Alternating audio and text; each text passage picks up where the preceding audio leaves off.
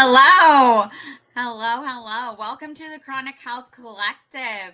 This isn't just a community, it's a fresh start. We've gathered the best coaches and experts to help you reclaim your energy, heal from the inside out, and live within purpose. Whether you're longing for more energy, deeper healing in your relationships, or a life that feels more aligned and fulfilling, you're not alone anymore. Let's rise together. So, welcome. Thank you for being here with me. We have Kristy Boyd Johnson, and I'm excited to start this process with you today. Tell the viewers a little bit more about you. Kristy is a 30-year veteran teacher. She has an extensive and varied teacher background. Besides teaching within the school system, she also tutored kids with learning differences, advocated for them, and homeschooled both individuals and groups. Being part of the school system was an ordeal for Kristy. She worked hard to prevent kids from falling through the cracks. By witnessing both the successes and failures, she held a vision for a paradigm shift that will benefit the students, parents, and teachers everywhere. Barefoot Learning Club is the joyful implementation of that vision. She has created and developed a unique and wonderful opportunity to change the course of educating our children in a way that teaches them how to learn rather than what to learn. So I love this. As a parent, I have definitely seen the challenges that my kids have faced by being in the public school system. So I am super excited for this conversation that we're going to have today. So, yay. Thanks. How old are your kids now, Kelly? So my oldest is 22, and he had a very interesting experience with school. Let's just put it that way. And then my youngest is 8. So I have 2 in elementary school and 2 in high school. Though my daughter that's in high school, my oldest daughter in high school, she's actually spending the year in Germany, going to school in Germany on a student exchange. So she's getting a whole new experience with school. And then my oldest daughter goes to junior college. So my oldest, as I said, his interesting experience. We tried everything to make school be a positive experience for him, but it just wasn't. And he eventually dropped out. But last year, or maybe earlier this year, I think it was earlier this year, he got his GED, which I think really improved his self-esteem and his, thoughts about himself. And he's even talked about possibly going on to further education. So it's a challenge in our house. Because our kids are not the norm. So I would love to hear, I'm excited to hear more about what it is that you do and how you help kids learn. Well, let me just start by saying I totally understand. And if I were going to guess with your older son, I would guess he's probably not a strong reader, and he probably got very, very frustrated with the way they taught reading, which is to not teach it. So if they can't read, if they're struggling with reading, they basically struggle with everything. That's the foundation for everything, including math. So I taught a little 6-year-old at one point. I was teaching him to read. He just argued with me about how he didn't have to learn to read because he was so brilliant at math. He was brilliant at math. His other tutor was teaching him calculus. He was a little. Oh my goodness. It wasn't until I made him understand that. I actually challenged him to do a math problem that was a word problem. And he goes, well, read it to me. I'm like, no, you said you can do math all by yourself, so do it. Well, I can't read it. And I'm like, really? And I finally got it through his head that reading and math. So then he started to flow. So a lot of it is just connecting. It has to be rational. Kids really need to understand, why are we learning this? And so much of what they do in school is just so stupid. It doesn't relate to anything in life, and they know it. They don't teach history in a way that's interesting or engaging. Well, some teachers do. Let me correct myself here. There are always those teachers that are innovative, creative, and get through to the kids.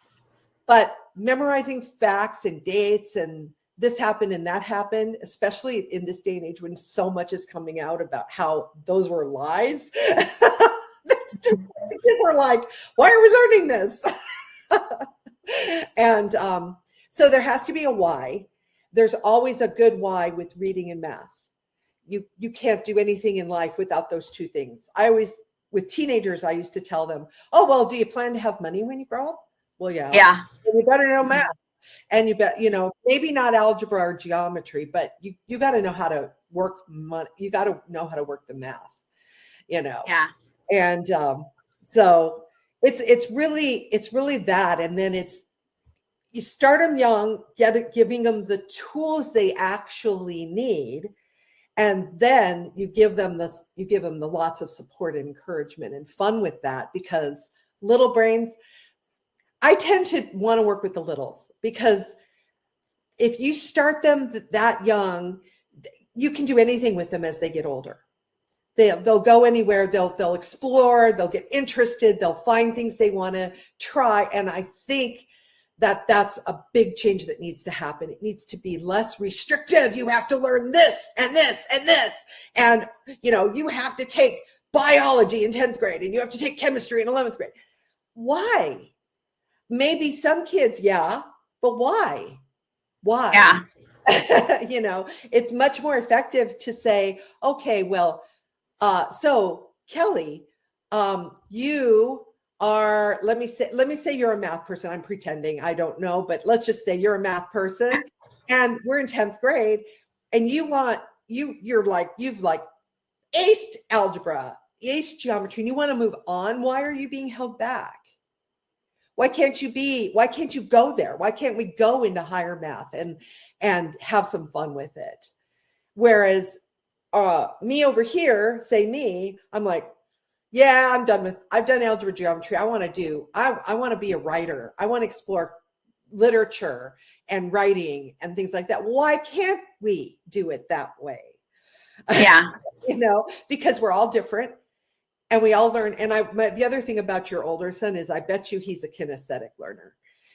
Everything probably. So this is something that is really not understood by very many people, except for maybe resource teachers who deal with it a lot. Resource means we're the teachers that help the kids with dyslexia, ADD, all that kind of stuff, give them lots of extra help and support. That was my background. So, first of all, you have to slow way down. You have to give the brain time to process. Everybody's three dominant, there's more than three, but the three dominant learning modalities are visual, auditory, and kinesthetic. Visual kids tend to be the ones where you ask a question and their hand shoots up. They can see it, visualize it in their heads. They connect it really fast. Then after a little discussion, if the teacher asks again, like a deeper question, the auditory kids will go, oh, and add, because they've been listening and they're connecting, and they add depth. And if you slow it down enough for a third round to let the kinesthetic kids catch up, because they process slower than visual and auditory kids do, they will add amazing, creative, look at this a different way, out of the box kinds of things. And it will take everything in a new direction. And then you have a classroom of kids who are working together to explore an idea, to learn about it, to figure it out, to go deeper, without frustrating the kids who need more time to process, or boring the kids who are fast to process. And because it all moves. So it becomes this, and that is just completely eliminated. Everything is high pressure now. You have to get through this curriculum. You have to get through this lesson plan. You have to move it, move it, move it, move it. Well, you're leaving half the kids out that way. Yeah. It's not okay. It is just not okay. So to do that. So. Yeah.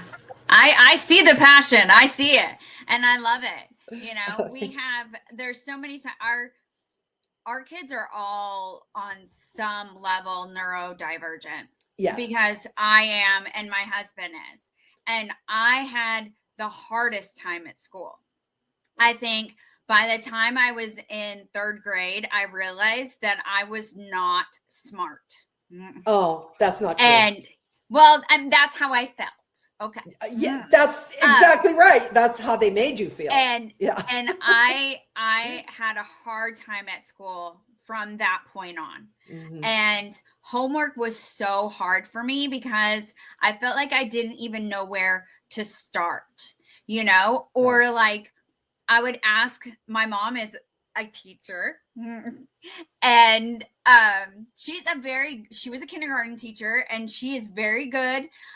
She was a very amazing teacher with kindergartners.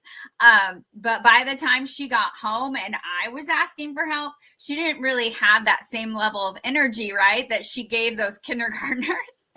And I remember I would ask her how to spell something, and she would tell me to look it up in the dictionary.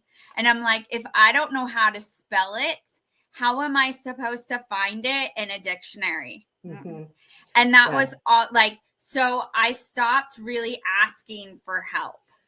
And so, I did, I found my ways of coping and getting through. I got the C's, which, I didn't get in trouble for, at least.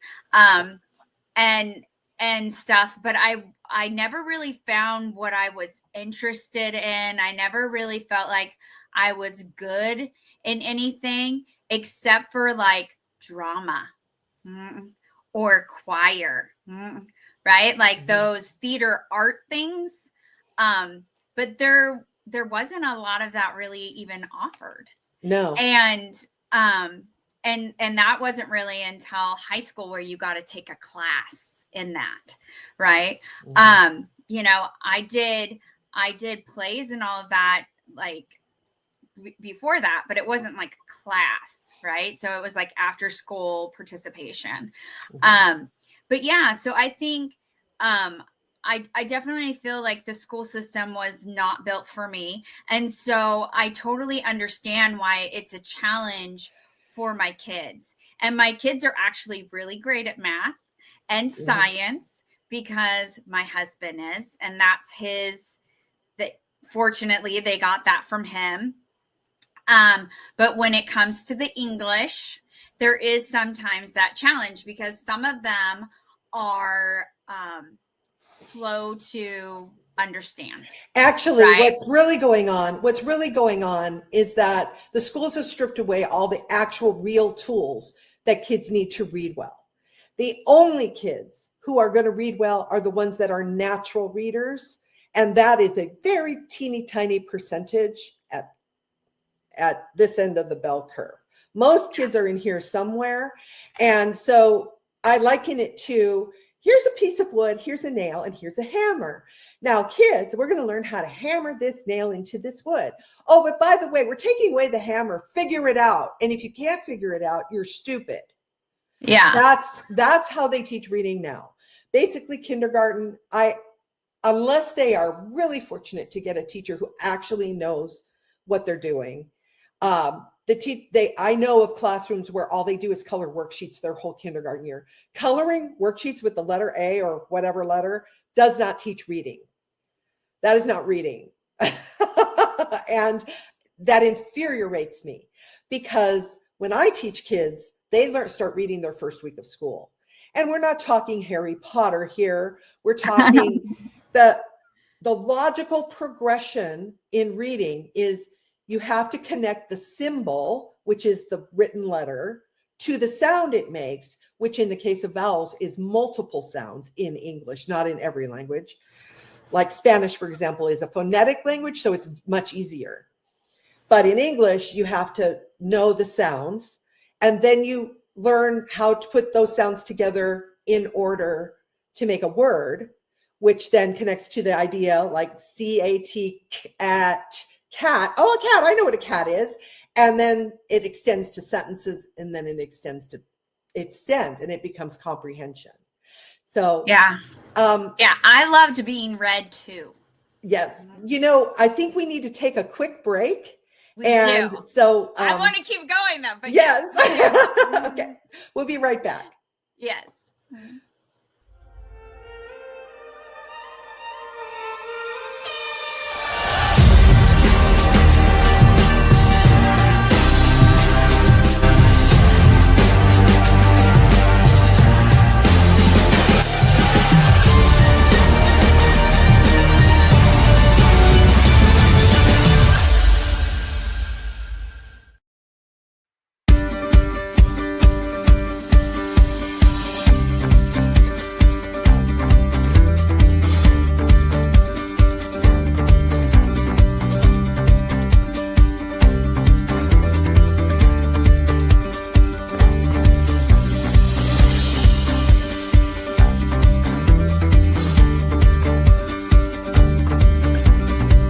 Be attentive to what you tune into, attentive to love and curiosity, interest and enthusiasm.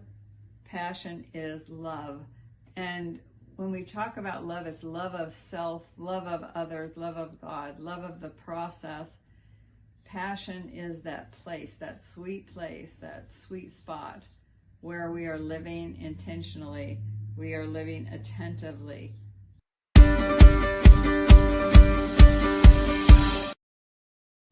A life empowered is closer than you think. We're all looking for a better way.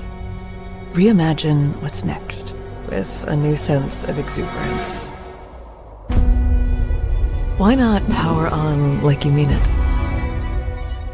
Or power off blissfully? A better sleep is a better awake.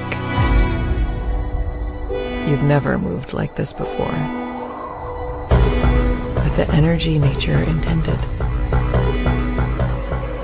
Imagine reprogramming the way you look at the speed of science, at longevity, at exhilaration. It's next level rejuvenation. Take control of your well-being from the inside out and outside in. The light within is ready to ignite. Be the light. LifeWave.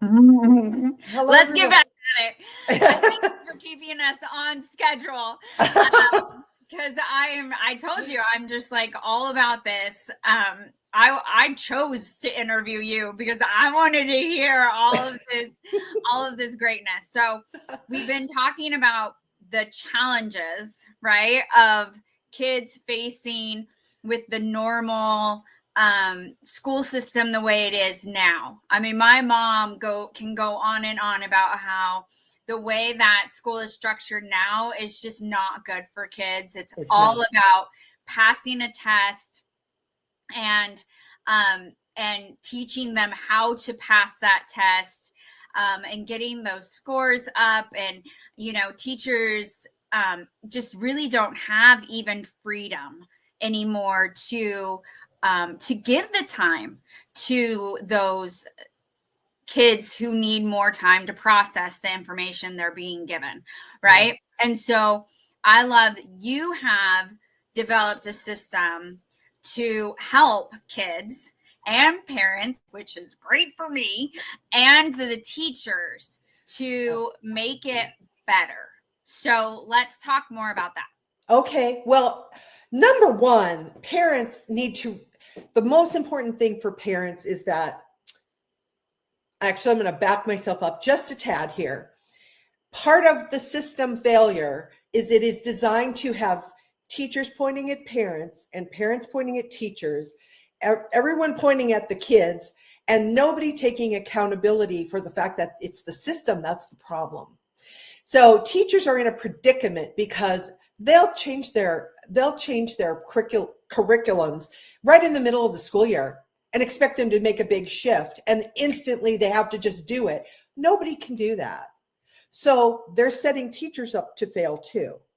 And then teachers they're trying to do their jobs. They put a lot of pressure on the kids and the parents to help them. Really is what when they send a lot of homework home. Yeah. Not everybody, because this is never a one size fits all, but generally speaking, that's because they are trying to fulfill what they're being told they have to fulfill, but there aren't enough hours in the day. And then when you add to that the fact that there are certain kids that aren't having it and you get a lot of behavior from them, that's always because they're bored or they're suffering or they're struggling or there's something going on and they don't have anywhere to go with it, so they act out. That's all they can do. Nobody listens to them. They can't go to the teacher. I actually taught in a classroom for a while. I had 50 students, 50. Wow. And there wasn't even enough room in the room for everybody. Half the kids were sitting on the floor. It was terrible. And I just threw the whole curriculum out the window, and I just did something completely different because I'm like, you know what, you guys, this is stupid. Let's do that. I'm going to do this my way. What do you say? And they're just looking at me. But then after that, it was like, we can't wait to come to your class, Miss J. As I taught writing skills. I didn't say, now you have to write a paragraph and you have to, the boring way that they don't care about. It doesn't mean anything to them. But I did it by combining it with debate. And I started out by doing 1-minute debates, but they were debates like chocolate versus vanilla or tea versus coffee. And my rule was no politics, no religion in the classroom. You guys, we're not going to go into that kind of fighting. We're going to have it be fun, right? And so then we evolved it into, okay, now you have 5 minutes to write your side, and then you debate it. And then you work as a team and you work together on something bigger, like, okay, you're the North and you're the South in the Civil War. And here's the debate question: slavery. And you argue this side and you argue that side. And it was fun. And the writing they were doing, you have to write 5 paragraphs and you have to put in this, that, and 20 other things. No, just let that go. They were getting it. They were getting the idea. And the kids who were really struggling didn't have to physically be writing, but their ideas could come out. That's what's important. It isn't the physical piece of paper. Not everybody is going to be able to do that. Whereas when you give them the space to come out with their ideas, you see their brilliance. Every kid, including you and your kids, are brilliant. They have just been crushed. And the teachers are getting crushed. The parents are getting crushed. And then some parents come back with big attitudes and scream at the teachers. That's not helping. Teachers are caught between a rock, a hard place, and a terrible system that isn't broken. It's doing exactly what it was designed to do, which is set everybody up for failure, to feel like they're stupid, like they can't, like not to have any ambition because, oh my God, I was so stupid in school. I could never do this thing that I want to do. And that is unacceptable. It is totally unacceptable. Every kid's brilliance should be honored, and they're different. Everyone, technically, I don't believe in neurodivergent. I think everybody's neurodivergent. That's dumb. That's labeling something that makes you feel like you're wrong. You're not wrong. And I won't call learning disabilities either, because they're not. They're differences. And I have someone I work with. I'm helping her write her second book. She's very dyslexic. So her first book, she was so insecure about everything because of the way she was treated in school. And I somehow got her over the block. I don't know exactly how I did it. A lot of it was her. And now the second book, it's just this beautiful flowing thing. And I'm saying, okay, I see, because a lot of times dyslexic people think out of order, neurodivergent think out of order. You make random connections. Well, in writing, it has to kind of flow, because if it doesn't, then the reader can't follow. So, Right. yeah, so let's just throw everything in and putting it in a logical order, but it's beautiful. It's just beautiful. So I love that she cleared that. Yeah. and so everybody can do that. You have to understand that the littles all need to be, the only thing they should be doing in school, K1, maybe grade 2 as well, is reading and math. Everything else should be art, music, play. And when I say play, I do mean lots of physical activity, because kids need to move. That's how they make neurological connections. But also games that support what they're learning in reading and math. And so you put them in groups, they play these games, they have fun. It's not, I win, you lose. It's, oh, I'm stuck on this math problem. And the kid next to him goes, oh, you just do this. And they help each other. That's the environment I always try to create in my classroom, and got in trouble for. By the way, got my hand slapped pretty much. I bet. I didn't care. I'm like, fire me then. I don't care anymore.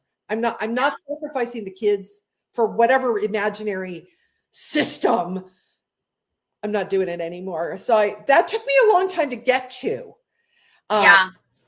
I struggled in the system for a long time, and not figuring out, why is this not working? And it took me a long time to get there, but now I'm there, and now I'm not having it anymore. I'm just not. Yeah. Yeah. I came from a long line of teachers, and, both my grandmas were teachers. My mom's a teacher. I have 2 sisters that are teachers. And I'm just like, no, that's not me. That's not what I can do. And I think a lot of that may have done with just, I didn't enjoy school. So how am I going to go in and get my kids to like school? Right. But I think also it's just, I don't think that way. And then when they all get together and they talk about the politics, I'm like, how would you even why are you putting yourself in that environment where all of the politics matter more than what's happening in the classroom? That's my point. You just nailed it. The politics are the problem. They are the problem. Nobody. And these people in the education, they have no idea what goes on in a classroom. They're fixing problems that they created. Then their fixes are worse. It's just like pharmaceuticals. The cure is worse than the disease. A lot of times the side effects are way worse than, and it's not okay anymore. It's just not. And it's going to take a grassroots movement of parents and teachers together to just say, we aren't doing this. And I live in Idaho, and this is a state where homeschooling is huge, because parents have had it. They've, of the vast majority, they've had it, and they're right. But then you get into the problem of, how do they teach reading? So young parents who are, say, in their 20s or 30s now, they're victims of the system. So they don't know how to teach it either, because they didn't learn it, because it was taken away from them. Not because they couldn't, but because they weren't given the tools they needed. And so my whole thing is, look, I have all the tools. I know how to teach them. We give these kids this foundation. They can do anything. After that K1 period, kids typically in my reading program, by the end of first grade, are reading 3rd, 4th, 5th, higher grade levels. They aren't struggling. Even dyslexic kids, they're not struggling with reading. They get it. They know how to figure it out. And if they encounter a word they're not sure of, they know how to figure it out. And look it up if they have to, because they're at a point where they can figure that out, as opposed to, I have no idea. Yeah. And that it's not okay to put kids in that position. And then they go, oh, well, we've got all these behavior problems in school. Gee, why is that? They're bored. They're miserable. They're unhappy. They're struggling. They've been made to feel like they're stupid. They can't do it. They're everywhere they turn, they're told they're wrong. So why should they try? It's not fair. Yeah. And the kids who are those few natural. Now, I was one of those kids. I was reading. I probably from the day I came out of the womb. My mom said, she tells me my first word was book. I would bring her a book. And she was good about reading to me. By the way, parents with babies, read to your children every freaking day, all the time. That is the best thing you can do. I would only snuggle with her if she was reading me a book, and then I'd run away. I'd grab my book and run away. And I have pictures, a childhood book of mine where I'm reading books and they're dated. And I was 3 years old, and I remember those books that I had, and I could read them. And I got lucky in kindergarten. My kindergarten teacher realized I could read and pretty much just left me alone and let me do that. Let me read. So I brought that. I didn't bring that attitude of, well, if I can do it, you can too. I brought it with the attitude of, oh, well, let's get you to a point where you can love reading, and it starts with a love of the story. That's why reading is so important. It's the love. It's the imagine. When you read to your kids, or you listen to audiobooks, because I'm a huge advocate of audiobooks. Sometimes the kids are just too tired. But when they're listening to a story, whether it's being read or it's on an audiobook, they are imagining. They are creating a visual story in their minds. They are gaining comprehension. They are gaining vocabulary. They are gaining creativity is getting ignited. It is so important. It goes beyond. I don't even know what else. I mean, it depends on the kid, but it's so important. It's so important. And then the love of story, if then you connect it with, hey, you know how you love these stories when I read them to you? How about if you learn to read them yourself? And then you can read stories all you want, and you make it fun and exciting instead of this drudgery of coloring worksheets and always failing. Kids who read become kids who think. Kids who think buck the system. The system can't have that, so they crush them. And I'm like, no, we're parents, teachers, we need to band together and change that system. That's yes. It's not okay. And we can do it together just by stopping with the stupid labels and letting people be who they are, letting their little. Now, I'm not telling people, I tell parents a lot of times just to relax. If your kid brings home homework and they're screaming and fighting and crying, and they're 8 years old, just don't do it. It's probably not that important. Honestly, where the system the way it is, it probably isn't that important. It's probably just a lot of busy work. Kids who are dyslexic, here's a tip. Word search puzzles, teachers love to give those. I don't know why. Dyslexic kids cannot do them. It's basically impossible. The letters are all mixed up. They can't do that. So Why would you force them? Why would you force them to do that? Let them do something else. If you have vocabulary words that you want them to learn, let them learn it in a different way. Make it be more fun. I gamify stuff in my classroom. I can gamify anything. I'm like, let's make it fun. Okay, you guys. And, it makes all the difference, because that's how they learn. They learn by play. They learn by movement. They learn by connecting with others. In fact, we have to take a little break. We do. Remind me to tell you the story after the break. Yeah. All right. Sounds good. We're going to take a break. And when we get back, we're going to learn how can we fix this? How can we support our kids and ourselves to help our kids and take away that frustration with the homework packets and all of that. So let's go to break.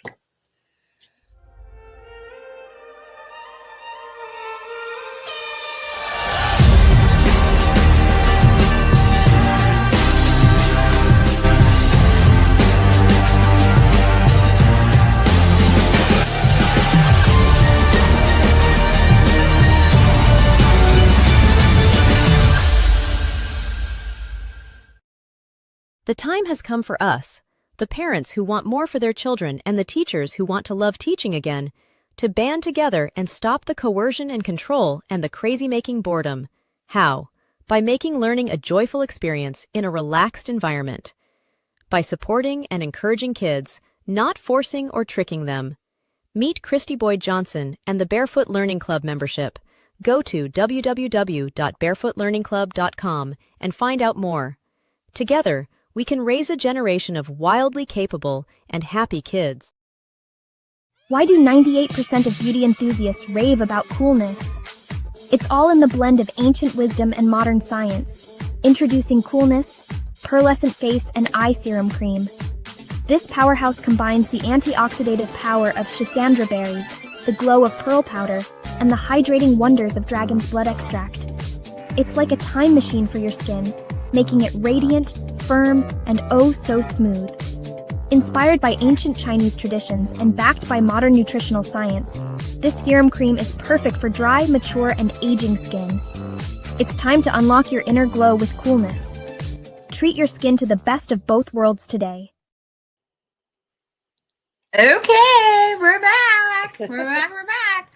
Okay, how can we make it fun? How can we make it easier? How can we as parents, because that's what I am. So how can we as parents help our kids? Because like you were saying, I have an 8-year-old and he hates doing his homework, which is a packet, right? And I get that it's repetition, it's practice, but he hates doing it and it's a fight every single time. And it's always Thursday night and we're like, okay, you have to turn it in tomorrow. We have to get it done. And if he doesn't, he gets punished. So it's not like we can just not do the packet, because then he'll lose his recess. He'll go to the principal, right? Like there's no way of getting out of not doing the homework. So as parents, what can we do? Well, in that situation, first of all, I would like to point out that look at how they punish the child for communicating that he's unhappy, or she. Is it a he or boy or girl? Boy. And so he's unhappy. He doesn't know why he's unhappy. He only knows that this is the way it is. But I don't know him, so it's hard for me to say exactly, but I'm guessing does the packet come home on Monday? Yes. Okay, so here's what I would do. I would literally take like these colorful sticky things, and I would write Monday. I'd write, maybe use a different color every day. Tuesday, Wednesday, Thursday, divide it into even sections for 4 days, Monday night, Tuesday night, Wednesday night, Thursday night, and only do that. And so every night he would just do one section. I would sit with him and help him with it. And I tend to be like a little bit, I'm goofy. So with the kids, I try to make it as ridiculously fun as I can. But I also explain to them that school is the way it is right now is all about paperwork. And if you just do the paperwork, then your grade is safe. And so really, if you just want to get a good grade and get your recess and get your benefits, which I think is criminal, by the way, taking away the thing they need actually to help them learn. But I would break it up like that and make a specific time when you do it.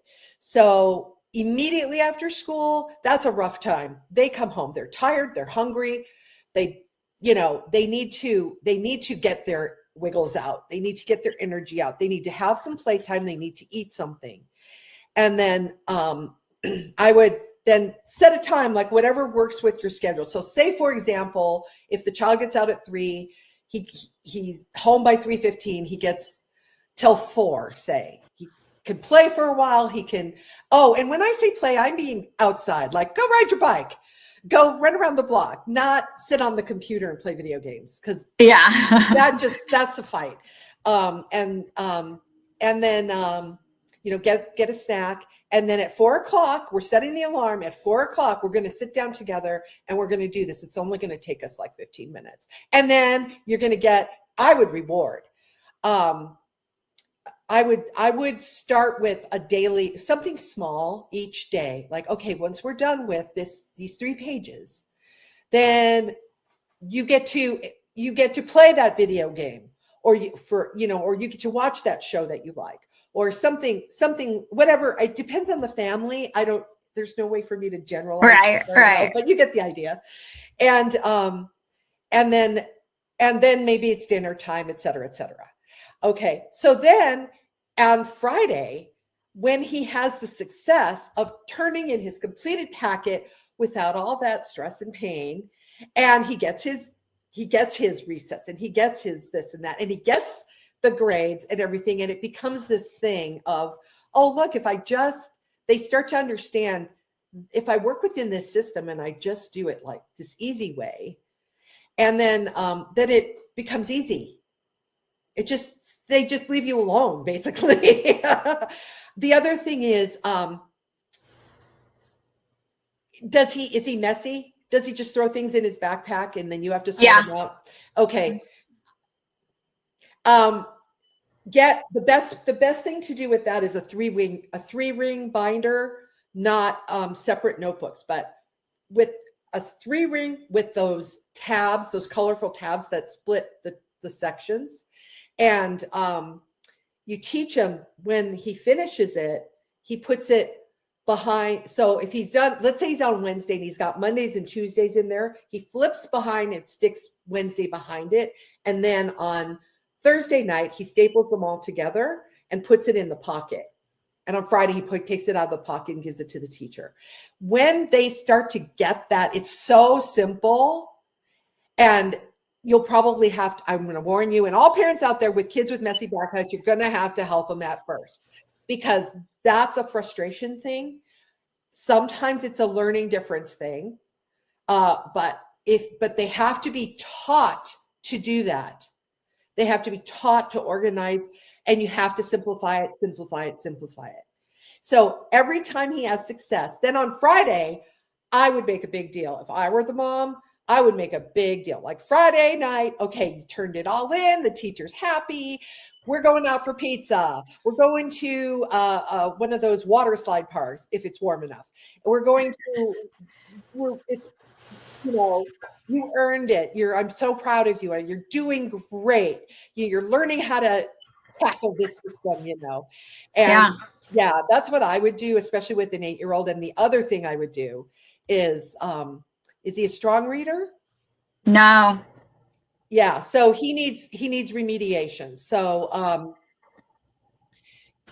you have a couple options. You can hire a tutor, or you can do something like with my program, or you can, if you think there's a learning difference, such as dyslexia, your mom would know this. You email the school and you tell them you suspect a specific learning disability. You have to say those words or else they won't respond to you. And you want him tested. And then they have an X amount of time they have to respond to you, and they have to test him. And if it comes out, so the definition of something like dyslexia is their IQ's up here, their performance is down here, something's impacting them, and that's why there's a gap. And once the gap is established, you get the IEP, Individualized Education Plan. And that's where they get extra help. So that's for any parents out there. If you're in the public school system or charter school system or private school system too, any school system, that's the key phrase. That's what you do. The school psychologist tests them. It's all free to you, the family. and then you get extra help and support. But I personally, I know how overwhelmed resource teachers are because I've been there. So if you have the resources, find a tutor who knows how to teach reading.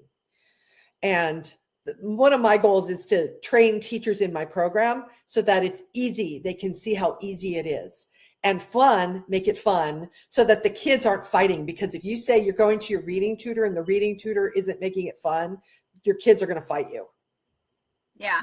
They're going to fight you. But if the tutor is making them feel successful and like they can and uplifted and like it's fun, you're not going to fight. They're not going to fight you going to the tutor. They're going to ask. They're going to say, "Do we get to see Miss X today?" Or Yeah. Yeah. Same with math. I'm going to tell all the parents out there, any of you have kids who are struggling with algebra, I guarantee you that 100% of the kids I have tutored, and there have been hundreds in algebra, I always had to go back to fractions. Always. Because once they hit fractions, they melt down. And they go over it so fast, they don't give the kids time to understand what they're dealing with. And so just so you know, if your kids are struggling with algebra, get them a math tutor who knows how to do algebra and fractions. Yeah. Yeah. All of my kids have been pretty good at math. So yeah, that's not the challenge with us, but yeah, I love that. And I love that. I'm going to try those tips that you gave me. So we're running out of time though. And I want you to tell us, what is the Barefoot Learning Club? What services do you provide? Well, so I am not techie. So me and my website argue a lot. In fact, Andy, our co-host here, has been helping me. But the first thing I have is I put together the very foundational phonics. I call it extreme phonics. It's like all the sounds that the letters make and the combinations. Like, for example, OUGH those are not sight words. If you see OUGH, that's a phonogram that has a specific sound. So why don't they teach that? Because it's so much easier to put all the pressure on the kids to memorize everything rather than teaching them the tool they actually need to decode a word, which leads then to comprehension. So this foundational program I have gives all those tools back. That's the first most essential tool they stripped away. So it gives them back that tool. And then my next one will be coming out, my next level. I'm trying to build it in levels. I'm trying to make them video so that you can access them anytime you want. If you need to revisit, you can just, oh, wait, let's do that OUGH one again and go over it again and tell, because it does take time and everybody learns differently. So once you've got the program, it's yours forever. I'm never going to take it away. And, that's where we're starting. And then I'm working on some math ones as well for the littles, because I actually found out about something called math fear in 4 and 5-year-olds. They melting down at the mere mention of numbers. And again, it's gamify. So you have to make it fun. I have a little scavenger hunt game you take these Dixie cups and you put numbers on them, like 1, 2, 3. And then I put something in it. So like maybe there's 1 penny and 2 stickers and 3 jelly beans, whatever. And then I hide them. And then the kids go on a scavenger hunt and find their cup. And then they have to bring it back and put it on a mat on the correct number. So they're connecting the symbol, the written symbol, with the word that they hear 1 say, with the word written out, ONE, 1. So they're connecting all these things, and then they get to keep whatever's in their cup that they found. So then there's no fear. It's just fun. But they're connecting. Never, ever underestimate the connections the kids are making. They are making them. They are. It may not be the way you think they should be making them, but you have to let them be who they are. Yeah. And, one of my best things is that I tried to create an environment in the schools when the classrooms where the kids would help each other. I had kids that I would teach them, say, a math lesson, and then they would all be working on it. And then if one of the kids was having trouble, another kid would say, I know how to do that. And they'd help them. And that happened to me in a resource classroom one time. I was doing, it's called push in, with a resource where the resource teacher goes into the classroom with her kids. And it was 7th grade. The teacher put this extremely complicated geometry problem on the board, which was like, why are you doing geometry? This is pre-algebra. And telling the kids just to try to figure it out. And it didn't matter what the answer was, just that they tried. My kids were looking at me like, oh, so I said, okay, you guys, here's how you do it. It was very simple. It was a circle inscribed in a square. And then they said the side of the square was, I don't know what it was, 5 or something. And they had to find the diameter. Well, first of all, they don't know what a diameter is because they haven't had geometry yet. Right. So I taught them. I taught the kids at my table. You know what they did? They did not go up to the board and show off how great they were. They went around and taught everybody else in the classroom how to do it and let them go up and do it on the board. I was like, you guys are awesome. You're my kids. Yes. And that's what happens when you support them. The love and the excitement comes out, and they share. They don't fight. They don't go hit their friend. They share. That's what happens. That's what we're working toward. Yes. Yeah. That's awesome. Yeah. I love that. I'm definitely going to go check it out. And see if it'll help my little one, which I'm sure it will. Yeah. So, and if you can always contact me at just my Barefoot Learning Club at gmail.com or through my website, barefootlearningclub.com. And just contact me if you guys have any questions or need tips or anything. I'm here to help. Let me know. We'll have a talk, and I'll give you specific tips for your situation. Yeah, I love that. So it's time for the funky question. So I didn't really think of this ahead of time, but how about what is your most fun way to learn something new? Because even as adults, we're always learning new things, right? Like you're talking about the tech, right? What is your most fun way to learn these new things? And if I'm challenging myself to learn something new, I dive into it. So like I decided I wanted to learn how to do public speaking. And so I joined Toastmasters and got up on that stage, and my first speech, I cried, and I was shaking so bad that I thought I almost fell down. I was just like so terrified, and I just dove into it. I just said, I'm just going to keep going. And so I'm a believer that it's okay. Who cares if I look stupid? That was my first time, and that's what I teach the kids. It doesn't matter if you make a mistake. It doesn't matter. You're learning. That's what we do. We're not perfect. So that's my favorite way. I just dive full on, head into it, and and see what happens. Yeah. All right. Sounds good.